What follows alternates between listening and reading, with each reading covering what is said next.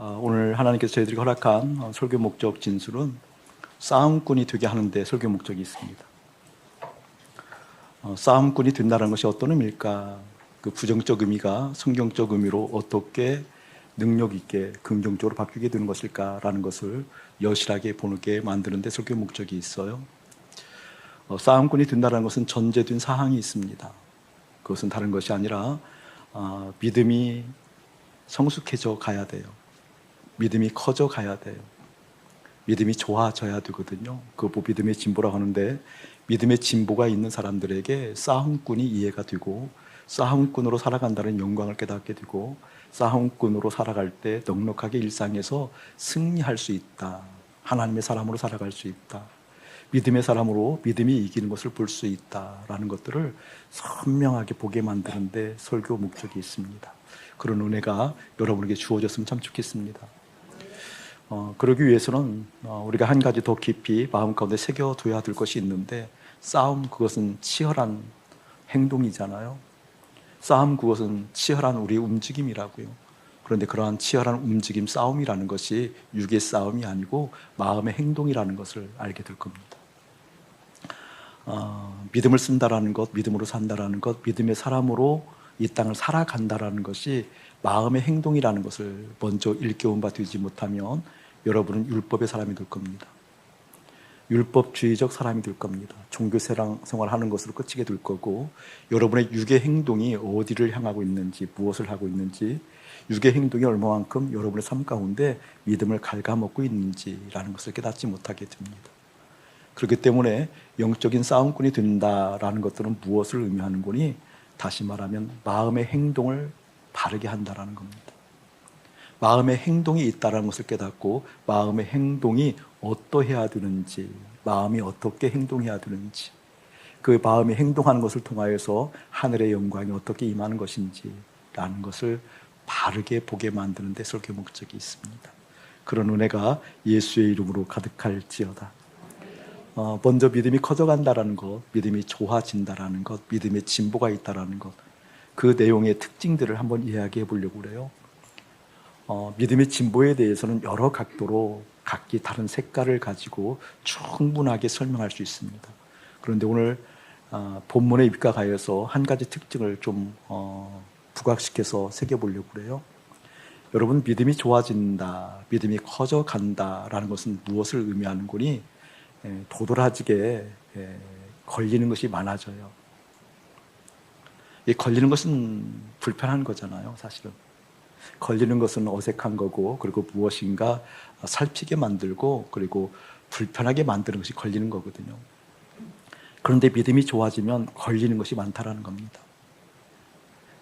부정적 의미를 가지고 있지만, 그럼에도 불구하고 그 부정적 의미가 사실이지만, 그럼에도 불구하고 그 부정적 이미지가 여러분의 인생을, 여러분의 삶을, 여러분의 영혼을 살리게 만드는 큰 힘이라는 겁니다. 어쨌든 믿음이 커져간다, 믿음이 좋아진다라는 것은 걸리는 것이 많아져요. 믿음이 어렸을 때에는 걸리는 게 없어요, 믿음 안에서. 어떤 분들은 심지어 이렇게 얘기하잖아요. 가족의 평화를 위해서 한 달에 한 번 교회 나와주는 것. 대단하죠, 그렇죠? 아내의 등살에 못 이겼어. 자녀들의 등살에 못 이겼어. 또 하나는 다른 의미로서의 껄쩍지근함들이 있어서 예배 드리거든요. 교회에 오는 거거든요. 이런 분들은 주 안에서 걸리는 것이 무엇인지 잘 몰라요. 오히려 한 번 가서 예배 드렸으니까 이제 마음껏 내 마음을 세상에 써버려요. 전혀 걸림돌이 없거든요. 그런데 믿음이 깊어지면, 믿음이 커져가면, 믿음의 진보가 있는 사람들에게 나타나는 특징은 걸리는 것이 많아요. 예전에는 얼추 믿었을 때는 사람들의 시선에 대해서 민감하거든요. 왜 저 인간 저렇게 나를 바라보지? 저 눈의 빛깔은 뭐야? 저 눈의 각도는 뭐야? 저 눈의 세기는 뭐야? 왜 이렇게 눈에 불을 켜는 거지? 뭐 이런 의미로 받아들이잖아요. 그리고 안색에 대해서, 분위기에 대해서 그렇게 얘기하는데, 믿음이 커져가면 걸려요. 그렇게 생각했던 것이. 왜 내가 진짜 하나님의 마음을 몰랐을까? 저분 저렇게 바라봤을 때 왜 믿음으로 다가가지 못했을까? 왜 저분이 저렇게 말을 막 날카롭게 이야기했을 때 그때 믿음의 방패를 가지고 하나님의 마음을 가지고 좀 더 안아주지 못했을까? 사실이잖아요, 여러분. 그렇죠? 믿음이 커져감에 따라 그런 의미로서의 걸리는 것들이 많아요. 왜 예전에는 이렇게 하나님의 마음을 이토록 몰라줬을까? 언제나 하나님의 마음을 좀 더 알아갈까? 언제나 좀 더 하나님의 마음을 시원하게 해드릴 수 있을까? 내 속에는 이렇게 사랑이 없었구나. 내 안에는 하나님의 마음이 이토록 희미했고 주의 말씀이 이토록 희미했구나라는 것을 깨달아져 가서 어떻게 하나님, 이것이 바뀌어서 하나님의 사랑이 흘러가는 거룩한 통로 되고 싶어요. 언제나 어디서나 하나님의 뜻이 일깨워지는 거룩한 하나님의 사람 되고 싶어요. 그래서 내 정수리에서부터 발끝까지 내 속사람 깊숙한 곳에서부터 하늘 향내음이 나서 하늘의 향기가 새롭게 퍼져나가서 하나님의 사람의 향기가 흘러가는 그런 거룩한 사람 되고 싶어요 라고. 그렇지 못한 것들에 대해서 걸리는 것들이 많아집니다. 맞죠? 틀림없는 사실이거든요. 그렇게 믿음의 사람들이 믿음이 좋아지면 걸리는 것들이 많아지면 여러분 이제는 보여요. 뭐가 보이는군요? 내 존재가 보여요. 꽤 괜찮은 나, 열심히 그럭저럭 잘 믿는 나, 이 정도면 됐지, 이 정도면 믿음 생활하는 거지, 이 정도면 천국 생활에 보장이 되어주고 천국 티켓을 땄지 라고 하는 천국의 입장권을 가졌던 그 입장권이 얼마나 의미가 없는지, 그 입장권이 천국 가게 하는 것이 아니구나 라고 내 존재를 깨달아요. 죄적 체질을 깨달아요. 존재적 죄인의 모습을 깨달아요. 심지어 어떤 경우까지 깨닫게 되어지는 거니 십자가의 죽음마저도 이용했구나 라는 것을 깨닫게 돼요. 십자가의 죽음을 이야기하고 자아의 죽음을 이야기하지만 그 십자가의 죽음이 어떻게 세상을 사랑하는 방식으로 나타나는 것에 대해서 화들짝 놀라며 정말 가망 없는 나를 깨닫게 됩니다. 믿음이 좋아져 가면 그걸 반드시 보게 되어져요. 십자가의 죽음마저 세상을 사랑하는 방식으로 그 십자가의 죽음을 이야기할 때 어떤 일이 일어날까요? 나 예수님과 함께 죽었으니, 나 예수님과 함께 내 능력이 죽었으니 이제 하나님의 능력을 통하여서 이 세상에서 이 세상을 어떻게 근사하게 살아보겠다는 욕구를 보게 되는 순간이 와요. 내가 십자가에 죽고 이 땅에서 멋지게, 어디에서? 이 땅에서.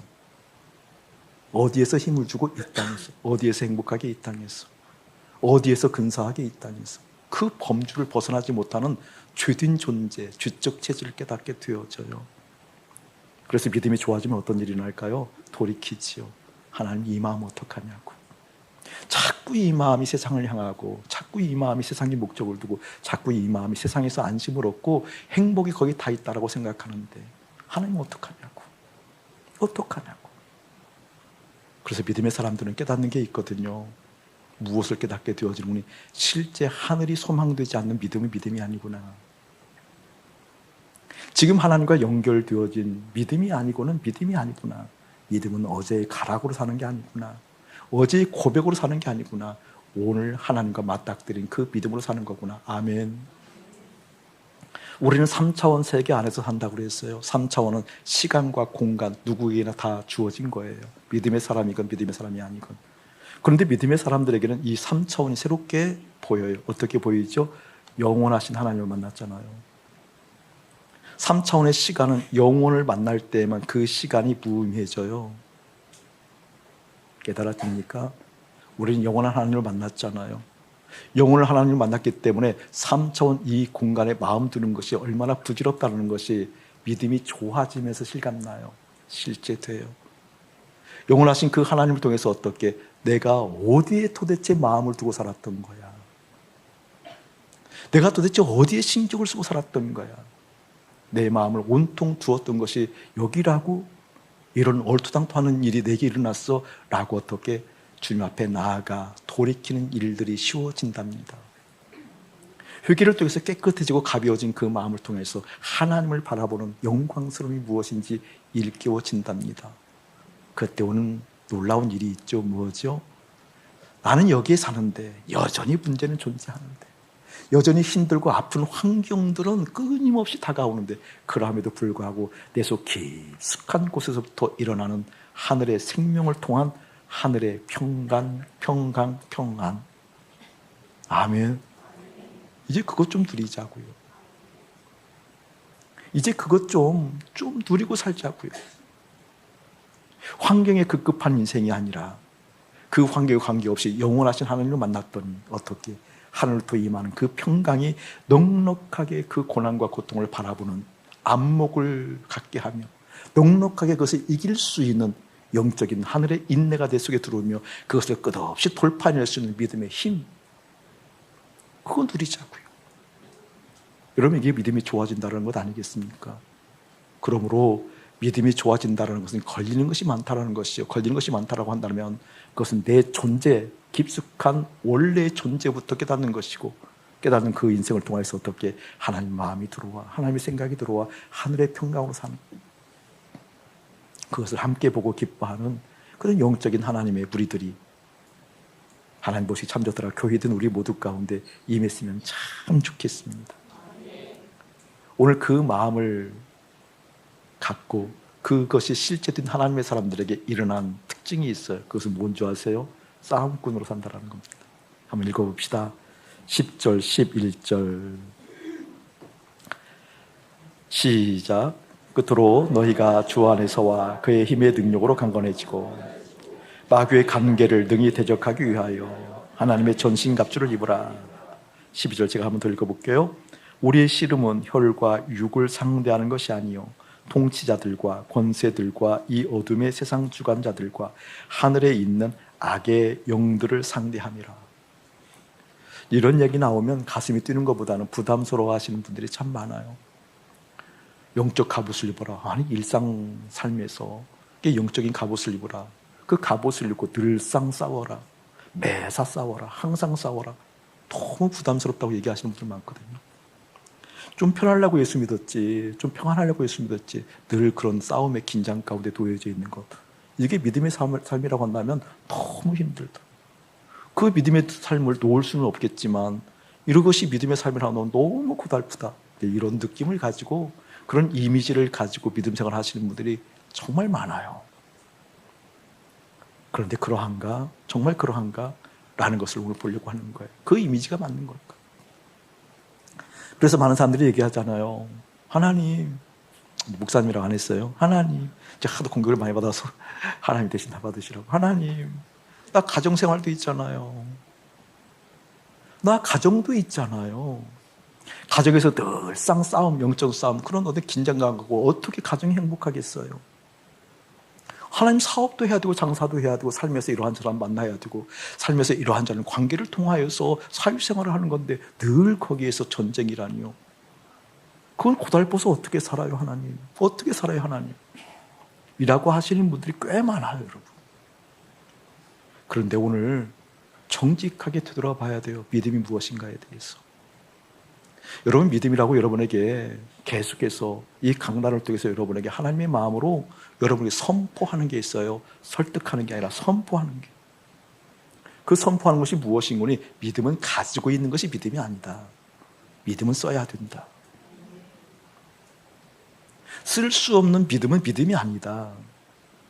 고백을 통해서 내가 믿음을 가졌다, 이것이 천국 티켓이다, 이렇게 알면 그건 믿음 아니다. 믿음은 쓰는 거다.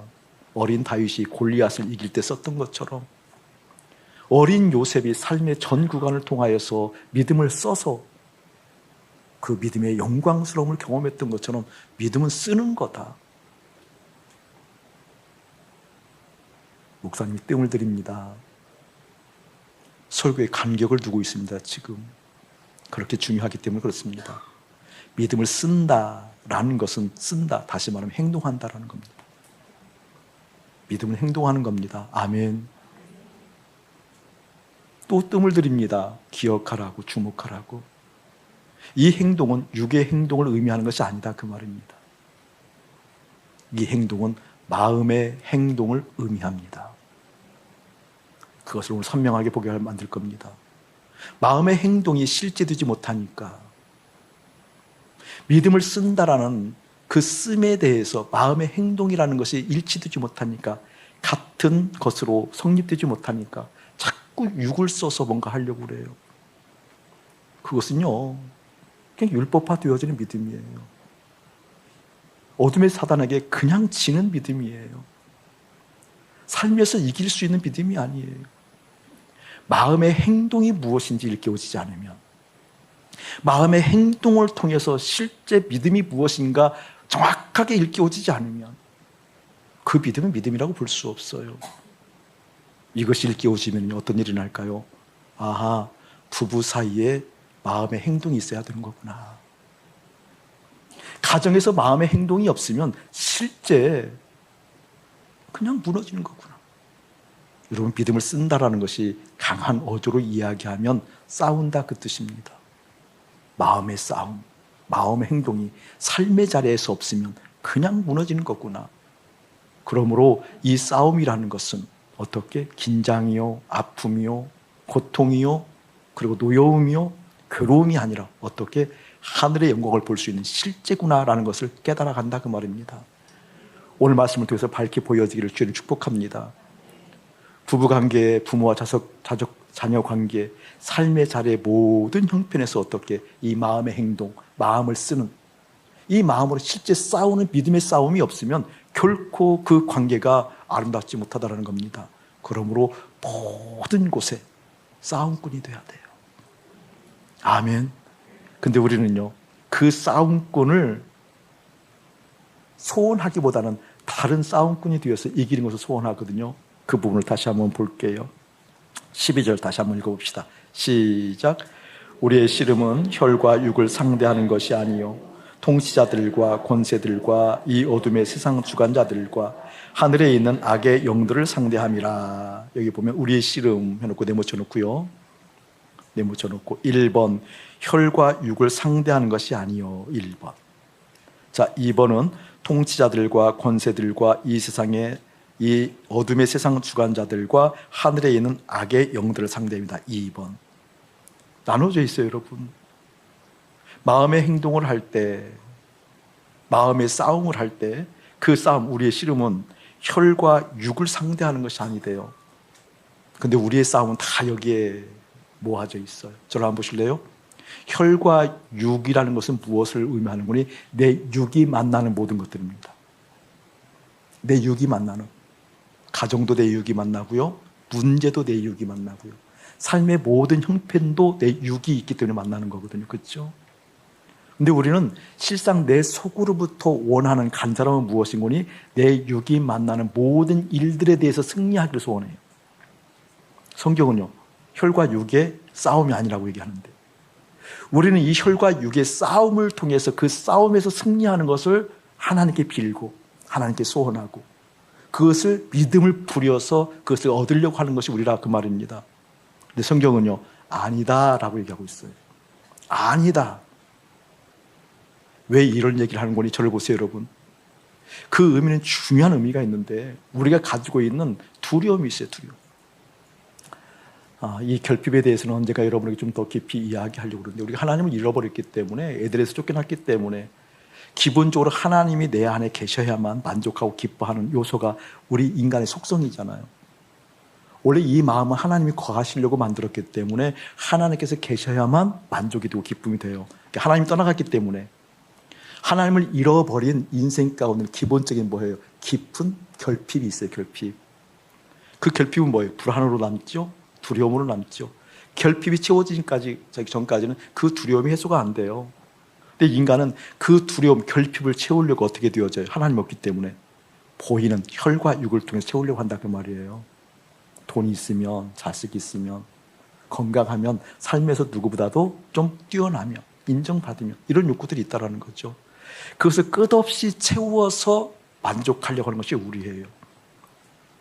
그것이 강하기 때문에 실패, 혈과 육, 다시 말하면 3차원 안에 있는 모든 것들을 통하여서 그것이 무너지거나 줄어들거나 그것이 파괴되어지면 두려움을 느껴요. 어떻게? 실패했다는 두려움, 낙오됐다는 두려움. 근데 여러분, 기억하고 또 기억하셔야 돼요. 정말 기억하고 또 기억하셔야 돼요. 실패는요, 세상의 성공 여부에 달려있는 게 아니에요. 하늘을 가졌냐의 문제예요. 성공의 여부는 땅을 가졌느냐, 땅을 실패했느냐 달려있지 않아요. 하늘을 가졌느냐, 갖지 않았냐의 문제예요. 아멘. 여러분에게 언젠가 힘있게 목사님이 이제 이렇게 부드러운 언어로 얘기하니까 힘이 없다고 생각하는데 아니에요. 속에서는 막 강력한 힘을 가지고 부르짖었던 대목이 있어요.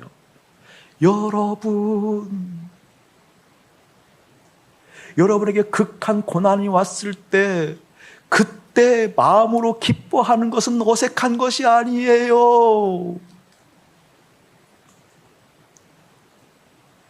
슬픔이 극도로 있는 상황, 실패하고 실패해서 좌절해서 오는 극한의 고통이 있는 그 상황 가운데 기뻐하는 것은 절대 어색한 거 아니에요. 그때 기뻐하는 것을 왜 어색해 하세요? 이 설교 기억나십니까? 믿음의 사람들은 슬플 때 기뻐한다는 것이 무슨 의미인지 깨달아야 돼요. 남들은 실패해서 죽을 것 같은 상황이라고 얘기하는 그 상황 가운데 믿음의 사람들은 그때 행복할 수 없단 말입니까? 그때 행복한 마음을 갖는 것이 잘못입니까? 죄입니까? 큰일 나는 일입니까? 왜 우리는 그럼에도 불구하고 슬프고 좌절하고 세상에서 힘들고 어려울 때 그때 기뻐하는 것을 그토록 어려워하십니까? 아니요.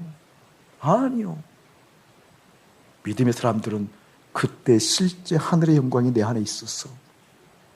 실제 하늘을 소유하고 있었어. 넉넉하게 관조할 수 있는, 기다릴 수 있는, 돌파할 수 있는 하늘의 영광이 있다는 것. 꼭 깨달아 두리기를 예수의 이름으로 축복합니다. 그렇다 한다면 사단의 관계가 무엇인지 알아야 돼요. 우리의 싸움의 대상이 무엇인지. 다시 한번 10절, 11절 읽어봅시다. 10절, 11절 시작. 그토록 너희가 주 안에서와 그의 힘의 능력으로 강건하여지고 마귀의 관계를 능히 대적하기 위하여 하나님의 전신갑주를 입으라. 10절 보면 끝으로 너희가 주 안에서 내모쳐 놓고요. 주 안에서 내모쳐 놓고 그 힘의 능력으로 1번 강건해지고 2번. 이것을 지금 번역서는 이렇게 되어 있지만 좀 선명하게 보면 이런 얘기예요. 저를 보실래요? 두 가지 관점을 얘기하고 있거든요. 주 안에서 강건해지는 것이 하나 있고요. 주 안에서 힘과 능력이 있는 것이 있다 그 말이에요. 주 안에서 그의 힘과 능력으로 강건해지고, 이게 두 가지 개념이에요. 주 안에서 강건해진다 개념, 또 주 안에서 그 힘과 능력이 있다는 개념. 어쨌든 힘과 능력도 주 안에서 일어나는 거고 강건해지는 것도 주 안에서 일어나요. 아멘.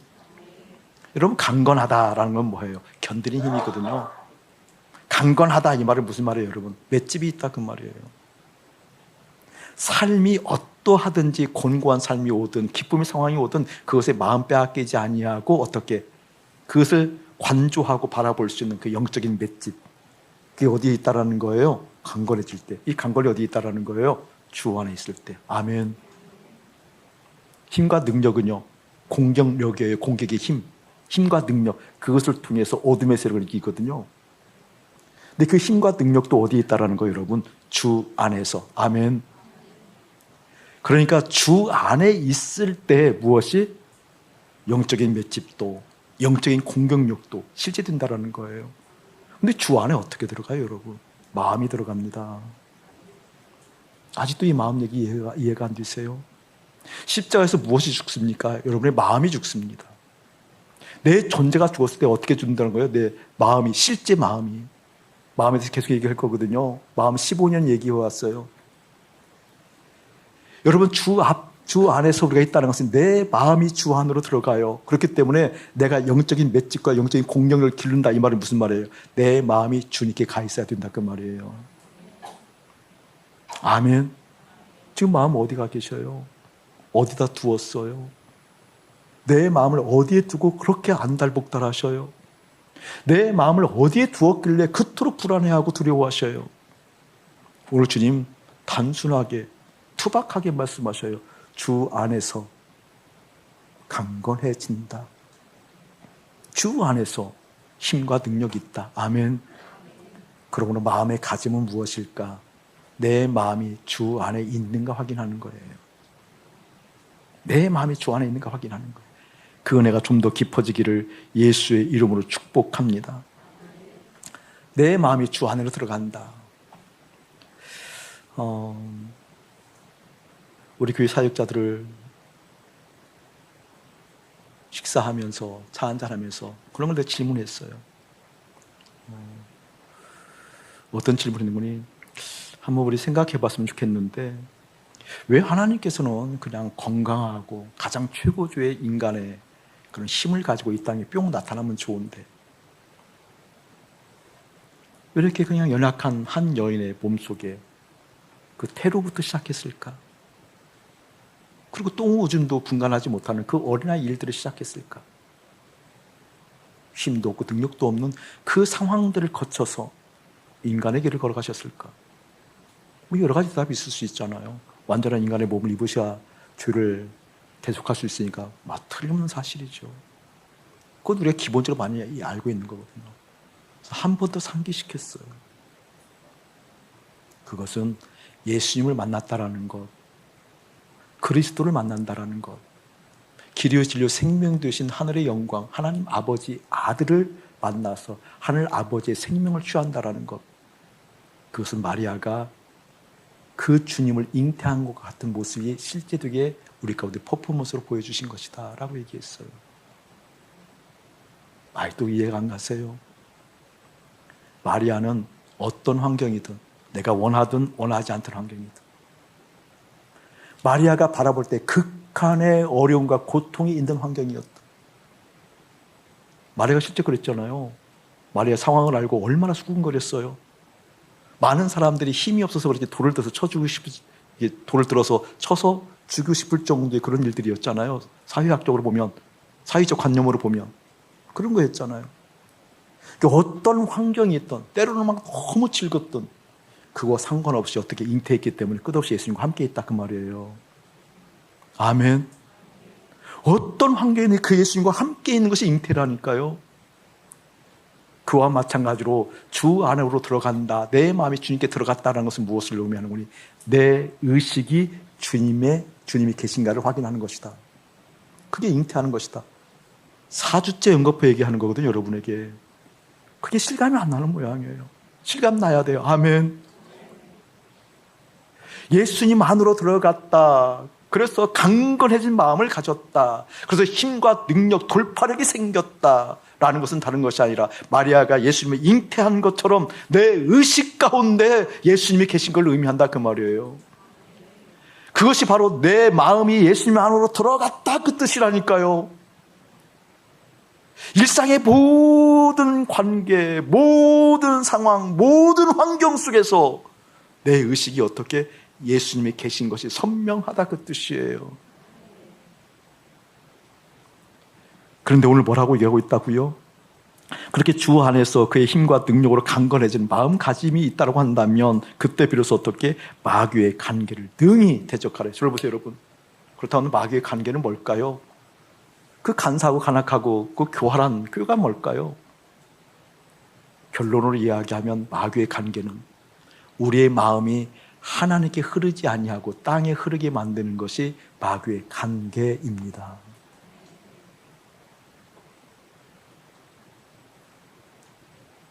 마귀의 관계는 다른 것이 아니라 우리의 마음이 무엇이요? 우리의 마음 어디에? 땅에 하나님께 흐르지 못하고 이 땅에 붙잡게 만드는 것이 마귀의 관계라니까요. 그렇다고 한다면 여러분이 그토록 어려워하는 본문을 3주째 계속 보려고 그래요. 한 번 더 볼게요. 그냥 마태복음 10장 넘어갑시다. 의도적으로 보는 거예요, 여러분. 3주째 이 본문을 정확히 보고 있어요. 마태복음 10장. 읽기만 하고 넘어가겠습니다. 34절에서부터 39절까지. 시작. 내가 세상에 화평을 주러 온 줄로 생각하지 말라. 화평이 아니요 검을 주러 왔노라. 내가 온 것은 사람이 그 아버지와 딸이 어머니와 며느리가 시어머니와 불화하게 하려 함이니 사람의 원수가 자기 집안 식구니라. 아버지나 어머니를 나보다 더 사랑하는 자는 내게 합당하지 아니하고 아들이나 딸을 나보다 더 사랑하는 자도 내게 합당하지 아니하며 또 자기 십자가를 지고 나를 따르지 아니하는 자는 내게 합당하지 아니하니라. 자기 목숨을 얻는 자는 잃을 것이요 나를 위하여 자기 목숨을 잃는 자는 얻으리라. 아멘. 이게 무슨 말인지 간단하게 말하면 그 말이라니까요. 나보다 자식을 더 사랑하는 자도 내게 합당하지 않고, 나보다 일을 더 사랑하는 자도 내게 합당하지 않고, 나보다 관계를 더 사랑하는 자도 합당하지 않다. 이 말이 무슨 말이에요? 마음이 하나님께 가야 되는 것을 뺏겼다 그 말이에요. 아멘. 그걸 어떻게 처리하라? 처리하기 위해서 검을 주러 왔다 그 말이에요. 그 검이 십자가예요, 여러분. 저를 보세요, 여러분. 그렇다 한다면 지금부터 여러분 똑똑히 새겨야 할 것이 뭔 줄 아세요? 내 마음을 가장 많이 그리고 근본적으로 빼앗아가는 것이 무엇인가? 어디로부터 빼앗아가는 거예요? 하나님으로부터 빼앗아가는 것이 무엇인가? 아직까지는 한국 사회는 가정이에요. 자녀예요. 여러분의 돈이에요. 여러분의 삶의 자리예요. 내 마음을 하나님께 가야 되는 내 마음인데 어떻게? 그냥 하나님께 가기도 전에 근본적으로 내 마음을 하나님께 가지 못하도록 빼앗아가 버리는 거예요. 홀라당 내 마음이 다 빼앗겨 버리는 거예요. 그 늦둥이들 웃어요. 그 늦게 맛본 돈들, 늦돈들 탐계탕하다 드디어 어느 자리까지 올라가는 그 사회적 위치들, 조금 깨달은 어떤 것들, 내 마음을 하나님께 가지 못하도록 빼앗는 것들, 그것은 무엇이었다 알고 보니까 마귀의 간계였다. 아멘. 그래서 마음은 어떻게 하나님께 가 있는 것을 확인하는 사랑하는 여러분 되어지기를 예수의 이름으로 축복합니다. 시간이 되는 것까지만 하고 마무리하고 다음 주에 계속 하려고 그래요. 조금 더 해볼게요. 오늘 본문 넘어가서 그렇다 한다면 싸움꾼의 실제 된 무기가 무엇일까라는 것들이 14절, 15절부터 17절까지예요. 먼저 14절, 15절만 한번 읽어봅시다. 시작. 그런즉 서서 진리로 너희 허리띠를 띠고 의의 호심경을 붙이고 평안의 복음이 준비한 것으로 신을 신고. 저를 보실래요? 전신갑주를 취하라고 그래요. 이렇게 마음이 하나님께 가는 것을 빼앗기지 아니하고 오히려 마귀의 관계를 이기려고 하면 영적인, 다시 말하면 전신갑주를 입어야 되는데 그 전신갑주의 내용이 구체적으로 어떻게 나오고 있는 거니 14절부터 나와요. 그냥 저를 보고 계셔요. 영적인 갑옷을 입는데 그 갑옷 중에서 가장 먼저 첫 번째 중심이 되는 것을 뭐라고 오늘 선포하고 있는 거니 서서 진리로 너희 허리띠를 띠고 그랬어요. 거기다 진리 동그라미 쳐놓고 A 해주세요. A. 진리 A. 그런데 이 진리가 어디에 있는 거예요? 허리띠. 허리는 중심을 의미하죠. 들어보세요, 여러분. 그러니까 내 마음이 하나님께 가야 되는 것. 마귀의 관계에 빠지지 않고 하나님께 가게 하려고 하면 첫 번째 그 무기의 덕목이 뭐가 되는 거니? 허리에 진리를 차야 돼요. 허리는 뭐예요? 중심의 중심. 중심. 근데 이 진리라는 것을 좀 목사님 재해석할 때가 잘 들어야 되고요. 목사님이 20여 년 전부터 영적 전쟁에 대한 강의를 했던 사람이거든요. 단체에 가서도 또 어떤 세미나에 가서도 교회에서도. 또 목사님이 배운 것도 있어요. 그런데 이 자리에 빌어서 가끔 여러분에게 회개하지만 그때 얼마나 많은 잘못된 가르침을 받았고 잘못된 걸 선포했는지 몰라요. 이 영적 전쟁에 대한 강의는 유튜브에 들어가면 수많은 강의들이 많이 있습니다. 오늘 말씀과 잘 비교해서 듣기를 축복합니다. 비교를 꼭 해보셔야 됩니다. 이 영적인 갑옷을 입었을 때 주로 어떤 형태로 띠는 거니? 그렇게 얘기를 하거든요. 진리의 허리띠를 차고 의의 흉배를 붙이고 평안의 복음이 예비한 신발을 신고 구원의 투구를 쓰고 뭐예요? 그 다음에 믿음의 방패를 들고 성령의 검을 들고 가라. 이거 주문 아니에요. 영적 전쟁의 은사가 많으신 분들 꼭 그걸 주문처럼 외우거든요. 그 주문 아니에요, 여러분. 주문으로 믿었기 때문에 어떤 은사가 조금 나타나서 비슷한 것이 나타나서 뭐 어떤 현상이 나타날지 모르지만 그 현상이 몇 달 지나면 1년 지나면 2년 지나면 또 마찬가지로 귀신이 왔다 갔다 거리고 그 내용이 아니에요. 여기는 여러분. 다시 한번 이야기하지만 싸움꾼이 되려 하는 것은 무엇을 의미한다고 그랬어요, 여러분? 우리의 마음이 하나님께 가게 만들어야 되지 하나님께 가지 못하게 만드는 것들을 처리하는 것이 영적 싸움이라고 했어요. 아멘. 그 다음에 영적인 갑옷을 입었다는 것은 무엇을 의미한다고 해서 그렇기 때문에 마음의 행동을 의미한다니까요. 마음의 행동, 마음이 어떻게 되어야 되는가를 의미한다니까요. 그렇다면 진리의 허리띠를 찼다 이 말이 무슨 말인 줄 아세요, 여러분? 여기는 중요한 의미가 있어요. 원어로 보면 영어 성경도 보면 나와요. 그냥 진리라는 단어 앞에 관사가 붙으면 보통 이 진리를 어떻게 해석하는 것이 맞는 거니? 그리스도, 하나님의 말씀. 우리가 이렇게 알고 있는 거잖아요. 진리 그러면 하나님의 말씀, 진리 그러면 예수 그리스도 메시아 이렇게 얘기를 하잖아요. 관사가 붙을 때예요. 근데 이 진리라는 단어 앞에 관사가 붙지 않으면 내용적으로 해석해야 돼요.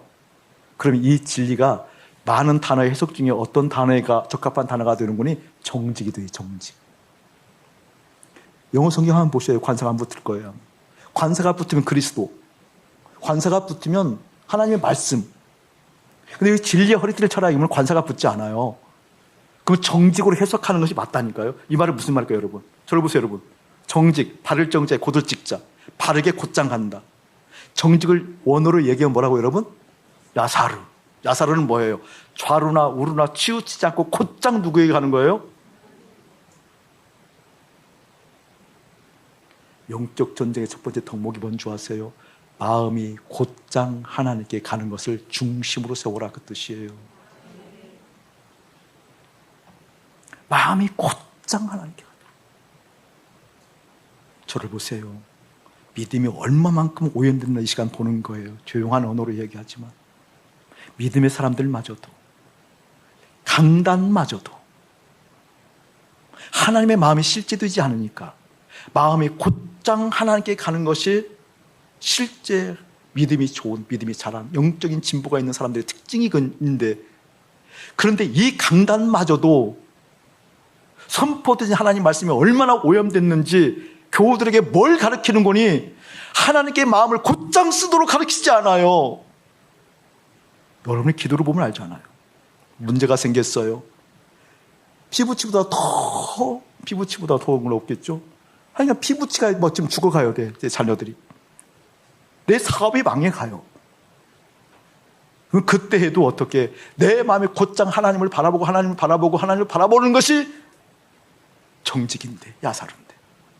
우리는 그때 뭐 하고 있냐, 기도도 하지 않고 라고 하면서 내 마음을 어디로 우위하게 만들어요? 그 문제로. 이 문제 들렸다가 그 문제를 해결하려고 하나님을 찾잖아요. 이게 믿음이 아니다 그 소리야. 이게 십자가에서 죽음마저도 세상을 사랑하는 방식으로 내가 믿어버리니까, 십자가를 이야기하면서 죽음을 이야기하면서 세상을 사랑하는 방식으로 내가 십자가를 얘기하니까 나 죽었어요. 예수님과 함께 죽었잖아요. 그러니까 하나님의 능력을 통해서 어떻게 이 땅에서 무엇인가 하고자 하는 욕구, 그것이 보이지 않으면 믿음 아니에요. 영적인 갑옷을 입었다는 것이 무엇이라고요? 우회하지 아니하고 지금 내 마음이 하나님을 향해 갔을 때 힘들고 죽을 같은 상황에서도 행복해 할 수 있다는 것이 사실이었구나. 그때 하나님께서 모든 상황들, 하나님의 손 밖에 있었던 일은 하나도 없기 때문에 그 환경을 주장하시는 하나님의 능력이, 그 하나님을 향한 신뢰가 내 심령 가운데 깊이 새겨져 그 하나님과 더불어 하나님의 마음을 노래하고 그분을 의탁할 수 있는 그 힘이 내 삶 가운데 일어나는 거구나.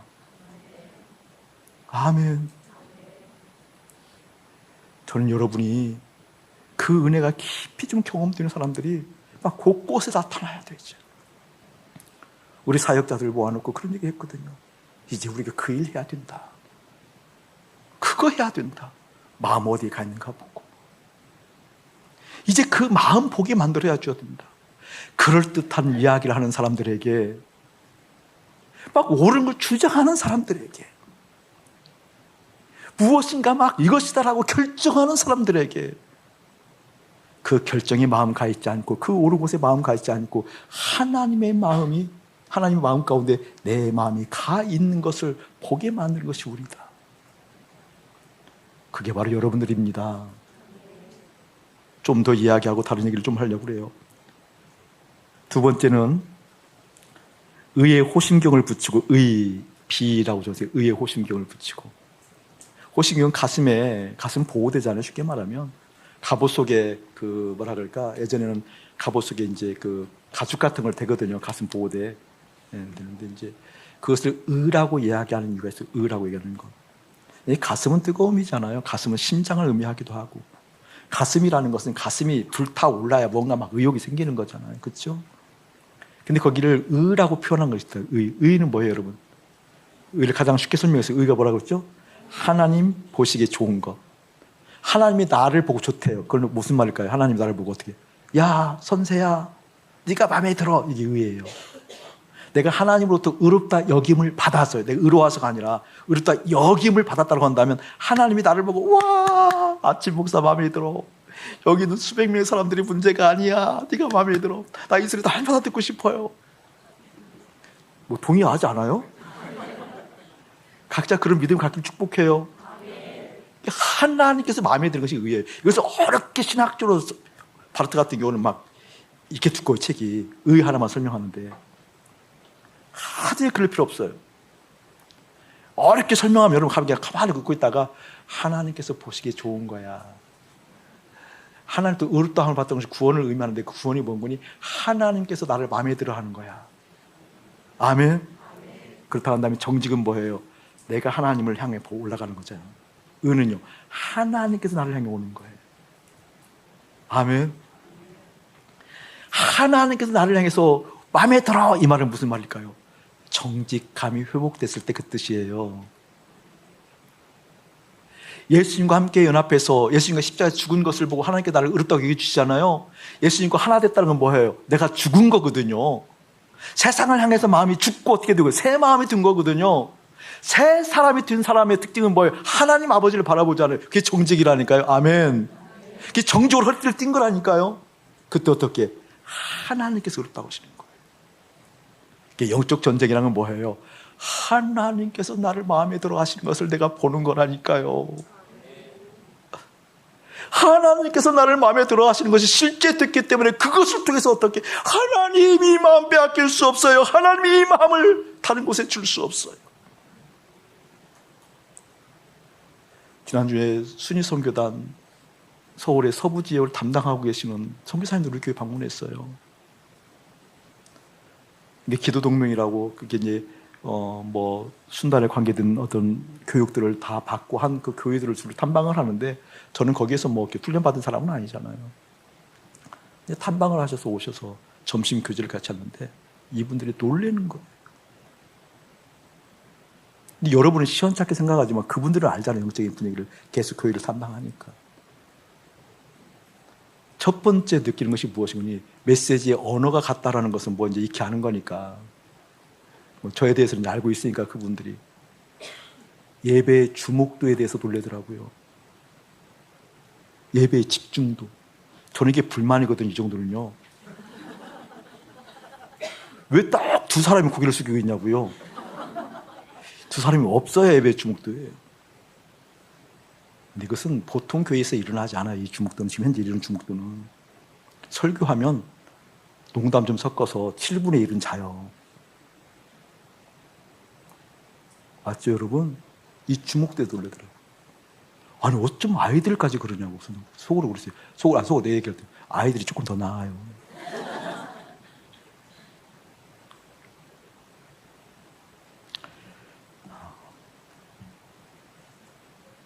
예배를 간단하게 생각하면 안 돼요.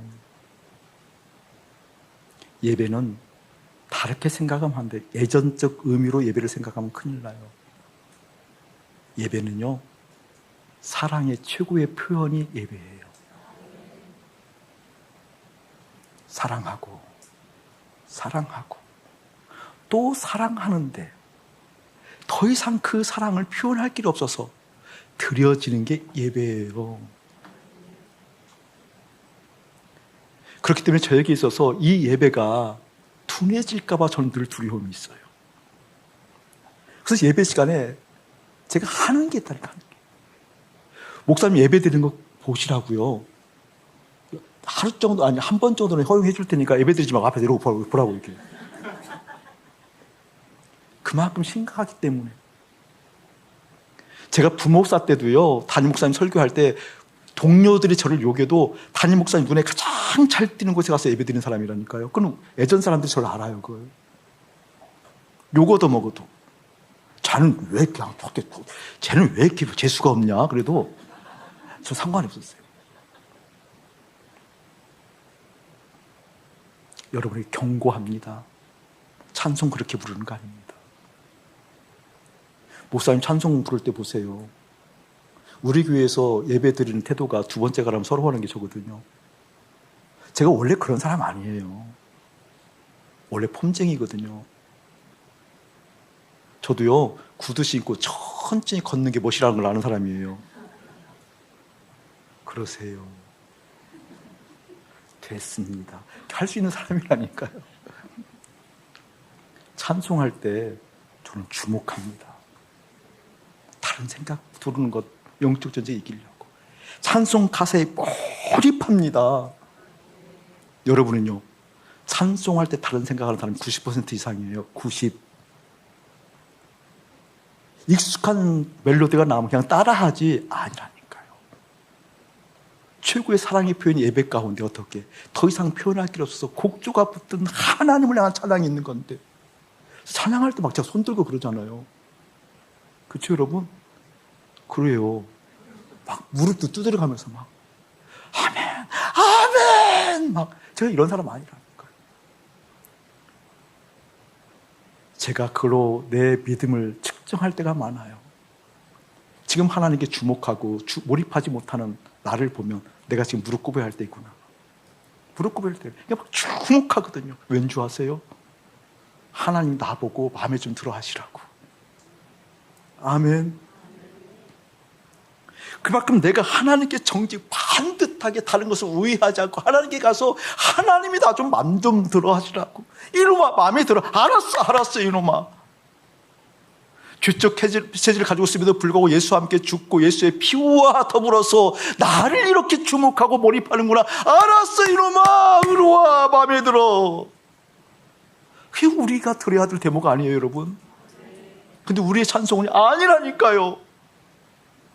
최고의 사랑의 표현마저도 이렇게 엉망진창이 되어졌고 애전적으로 끝쳐버리니까 우리 믿음 영적 싸움 너무 안 되는 거죠. 회복하기를 예수님 축복합니다. 하나만 더 하고 마칠게요. 그리고 나머지는 다음 주에 할게요. 평안의 복음이 준비한 것으로 신을 신고. 저를 한번 보실래요 여러분? 평안의 복음이 준비한 것을 신을 신래요. 평안. 이 평안이 그냥 일부러 생산해 두는 게 아니거든요. 자연스러운 결과예요. 내가 정직, 야사로 다른 곳에 우위하지 않고 내 마음이 하나님께 올라가서 그 하늘 아버지로부터 마음에 들어 라는 것이 임했을 때 오는 내적인 현상이 평안이에요. 평안은 생산해내는 게 아니에요. 평안은 받는 거예요. 아멘. 지금 전쟁 상황에서 평안, 말도 안 되는 단어거든요. 전쟁에 나가려면 어떻게 돼요, 여러분? 눈이 빛나야 하잖아요. 눈에 불꽃이 튀어야잖아요. 긴장감이 있어야 되잖아요. 6명 죽었으면 6명. 전쟁할 때는 여러분 이게 막 떨어뜨려 긴장감이 있어야 되고 그러잖아요. 평화가 있다는 말도 안 되는 겁니다. 이게 하나님의 세계 신비예요. 성경의 모든 위인들이 그랬어요. 하나님과 관계가 됨으로 말미암아 일어나는 내적인 깊은 평안. 할렐루야. 여러분 믿음의 신비가, 믿음의 진보가, 믿음이 좋아졌다는 의미가 실제 등을 통해서 어떻게 나타나요 여러분? 저는 그게 너무나 놀랍고 신비하고 하나님께서 구하는 것이 있거든요. 뭔지 아세요 여러분? 그럼에도 불구하고 약점인 우리 존재적 죄인의 모습, 다시 한번 죄적 체질을 가지고 있는 우리이기 때문에 환경 가운데 연약하게 넘어질 수도 있죠. 그렇죠? 있거든요. 힘들어 오를 때가 있어요. 관계적으로. 그거 없다라는 게 아니잖아요. 근데 그때 실제 내 마음이 지금 그 힘듦에 빼앗기고 있구나. 이 환경에 빼앗기고 있구나. 내 마음이 지금 도적맞고 있구나. 사단이 관계를 통해서 이것을 빼앗아가고 있구나 느끼면 어떻게 해요 여러분? 바로 내 마음이 정직하게 하나님을 바라볼 수 있도록 빼앗기고 있는 것을 십자가에 처리하고 하나님께서 나를 의롭다고 여기신 것을 내가 받아들였을 때, 여러분 이제 그런 것을 경험하는 사람들이 많이 생겨야 돼요. 우리 교회에. 아멘. 우리 교회는 목사님을 따라오는 특성이 있기 때문에 여러분 그런 사람들이 많이 생겨 있고 지금 생길 거예요. 뭔지 아세요? 목사님 경험이거든요. 마음이 힘들 때, 힘든 그 상황에 내 마음 가 있다는 걸 내가 깨달으니까 여기 하나님 없네. 여기 마음이 하나님께 가야 돼. 뭐 하고 있지? 이 빼앗긴 것 십자가 처리하고 주님 내 마음 주님께 가야 됩니다 라고 주님을 바라봤을 때, 그때 하나님께서 당신의 의로움을 나에게 주셨을 때 즉각 불편했던 마음이 즉각 바뀌는 것을 경험하더라 그 말이에요. 시간차를 두고가 아니라 그렇게 하는 순간 즉각 하늘의 평화가 임해서 하늘의 마음에 임해서 어떻게 그때 신발을 신고 나가는 것처럼 말이 나가더라 그 말이에요. 옳은 것들에 펄펄 뛰는 사람이 있었는데 그 영혼 죽을까 봐 이놈아 왜 그래? 알았어, 그게 불편하겠다는 너 미안해. 그 말이 어렵지 않더라 그 말이에요. 그렇게 할 수 있는 까닭이 뭔지 아세요? 내적에 깊은 하나님의 평가가 있었기 때문에 그 영혼이 불쌍해지는 거예요. 그때 어떻게 신발을 신는 것처럼 그래 그렇게 생각했으면 그럴 수도 있겠네. 근데 우리는요 부들부들 떨면서 옳은 걸 지적하는 것이 옳은 줄 알아요. No. 아니에요. 평안은 그렇게 임하는 게 아니에요. 그 하늘 마음에 임해서 그 임했던 그것을 가지고 그 영혼이 불쌍해서 그 환경이 하나님의 뜻이 임하지 못할까 봐 두려워서 그 상황이 하나님께서 임재하시는 역사의 공간이 되지 않을까 봐 두려워서 하나님께 단언했더니 주님의 평강이 임해서 그래 이놈아 주님 바라보자. 그것이 상하게 했어. 미안해. 그런데 그것을 기어이 끝까지 오해하는 사람들이 있긴 있더라고요. 그럼에도 불구하고 상관없이 하나님의 마음을 가지고 하나님의 뜻을 가지고 주님의 마음을 볼 수 있는 여러분 되어지기를 예수의 이름으로 축복합니다. 나머지는 다음 주 이어서 할게요. 찬양합시다. 마귀의 관계는 다른 곳에 있지 않아요. 우리의 마음이 하늘 아버지께 향하지 않도록 하나님께 흐르지 않고 땅에 흐르도록 묶어두는 게 마귀의 일이에요. 그렇다면 어서 정신 차려서 하나님께 마음 가지 못하도록 가장 강력하게 빼앗는 것, 그것부터 십자가에 처리하세요. 여러분의 살되어 있는 것들이에요. 십자가에 처리하세요. 믿음으로 처리하세요. 마음은 그렇게 행동해야 됩니다. 그 마음의 행동이 구원입니다. 우리의 마음이 정직하게 하늘을 향하고 하늘 아버지께서 너 마음에 들어 하는 것을 통해서 그 평화가 평강으로 넉넉하게 삶의 현장에서 일할 수 있는 그 은혜가 한 주간 깊이 임하기를 주의 이름으로 축복합니다. 이제는 우리 주 예수 그리스도의 은혜와 우리 아버지 하나님의 극진하신 사랑하심과 성령 하나님의 감화 없는 교통하심이 믿음이 커갈수록 하나님을 바라보며 기뻐하며 감사하며 영적인 시원한 싸움꾼이 되는 것을 소원하는 거룩한 백성들 가운데 이대로부터 영원 무궁토록 함께 할지어다. 아멘.